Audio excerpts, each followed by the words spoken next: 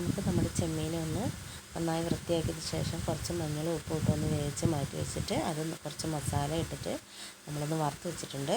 നമുക്ക് മസാലയ്ക്ക് വേണ്ട തക്കാളി കട്ട് ചെയ്ത് വെച്ചിട്ടുണ്ട്. ഇഞ്ചി, പച്ചമുളക്, വെളുത്തുള്ളി ഒക്കെ ചതച്ച് മാറ്റി വെച്ചിട്ട് മല്ലിച്ചപ്പും കട്ട് ചെയ്ത് വെച്ചിട്ടുണ്ട്. സവാള, മസാലയ്ക്ക് വേണ്ട സവാളയും വറുക്കാൻ ആവശ്യമുള്ള സവാളയും കട്ട് ചെയ്ത് വെച്ചിട്ടുണ്ട്. ഇനി നമുക്ക് അണ്ടിപ്പരിപ്പും മുന്തിരിയും സവാളയും വറുത്ത് പോരാം. അതിനുശേഷം നമുക്ക് നമ്മുടെ അരി ഒന്ന് വാലാൻ വെക്കണം. അതായത് നല്ലപോലെ കഴുകി, ഞാൻ 1 കപ്പ് അരിയാണ് എടുത്തത്. 1 കപ്പ് അരി നന്നായി കഴുകി വെള്ളം വാലാൻ വെച്ചിട്ടുണ്ട്. നമുക്ക് നമ്മളെ മസാല എടുക്കാം. ഒരു പാൻ വെച്ച് അതിലേക്ക് കുറച്ച് വെളിച്ചെണ്ണ ഒഴിച്ചോ അല്ലെങ്കിൽ ഡാൽഡ ഒഴിച്ചോ അതിലേക്ക് ഈ പച്ചമുളകും ഇഞ്ചി വെളുത്തുള്ളിയൊക്കെ ചതച്ചത് ഇട്ട് നന്നായിട്ട് വഴറ്റിയതിന് ശേഷം സവാള ഇടുക. നല്ല സവാള ഇട്ട് നന്നായി വഴന്നതിന് ശേഷം നമുക്ക് നമ്മളെ തക്കാളി ഇട്ട് കൊടുക്കാം. തക്കാളി കൂട്ടണമൊന്ന് ശരിയായതിന് ശേഷം നമുക്ക് ഗരം മസാല, കുരുമുളക് പൊടിയൊക്കെ ഇട്ട് നല്ലപോലെ ഏഡ് ചെയ്ത് ഒരു പരുവമായി കഴിഞ്ഞാൽ നമുക്ക് കുറച്ച് തൈര് ഒഴിച്ച് കൊടുക്കാം. നമ്മളെ സുന്ദർക്കുട്ടനായ കൊഞ്ചൂർസിനെ അതിലിട്ട് നന്നായാക്കാം. ഏകദേശം പരുവമായാൽ മല്ലിച്ചപ്പും കറിവേപ്പിലയും ഇട്ട് മാറ്റി വെക്കാം. നല്ലപോലെ പരുവാവണം. ഇനി നമുക്ക് നമ്മുടെ അരിക്കുട്ടനെയാണ് ചെയ്യുന്നത്. അതിലൊരു പാൻ വെച്ചിട്ട് അതിലേക്ക് എണ്ണയും ഡാൽഡയും നെയ്യും ആക്കിയതിന് ശേഷം അതിലേക്ക് നമുക്ക് പട്ട, ഗ്രാമ്പു, ഏലക്കായ, ജാതിപത്രിയൊക്കെ ഇട്ട് കൊടുക്കാം. ഇനി നമുക്ക് നമ്മുടെ അരിക്കുട്ടനെ അതിലിട്ട് ഒന്ന് വറുത്തെടുക്കാം. കാരണം വറുത്തെടുത്താൽ നമ്മുടെ അരിക്കുട്ടൻ അരി അങ്ങനെ അടിയിൽ പിടിക്കത്തില്ല എന്ന് പറയുക. അതുകൊണ്ട് ഞങ്ങൾ വറുക്കാറുണ്ട്, വറുത്തിട്ടാണ് ചെയ്യാറ്. അതുകൊണ്ട് അപ്പുറത്തൊരടുപ്പത്ത് നമ്മൾ ചൂടുവെള്ളവും വെക്കും. 1 കപ്പ് അരിക്ക് ഞാൻ 1.5 കപ്പ് വെള്ളം ഒഴിച്ച് കൊടുക്കുന്നുണ്ട്.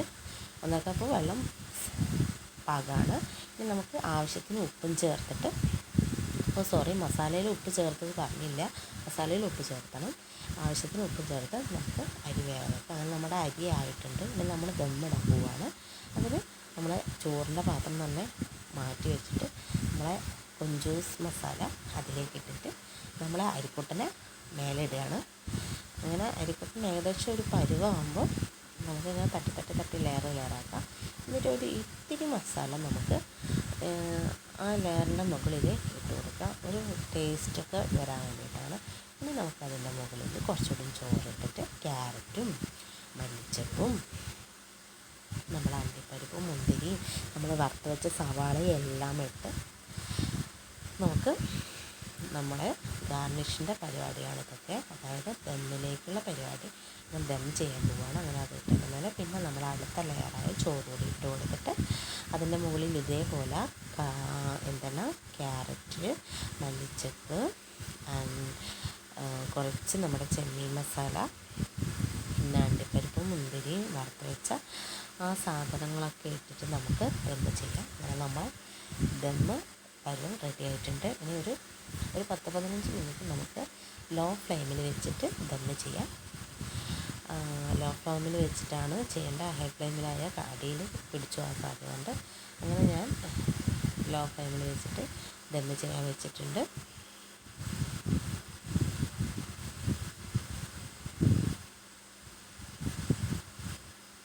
ഇപ്പോൾ ഏകദേശം സെറ്റായിട്ടുണ്ട്. അങ്ങനെ ഞങ്ങളെ ദമ്മ് റെഡിയായി കഴിഞ്ഞിട്ടുണ്ട്. ദമ്മ് പൊളിക്കാൻ പോവുകയാണ്. ദമ്മ് പൊളിച്ചു. മസാലയൊക്കെ മാറ്റി വെക്കണം. ചോറ് റൈസും മാറ്റി വെച്ചിട്ടുണ്ട്.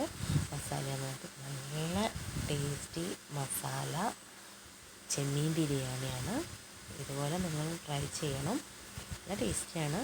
അതുപോലെ എൻ്റെ ചാനൽ ഒന്ന് സബ്സ്ക്രൈബ് ചെയ്യണേ.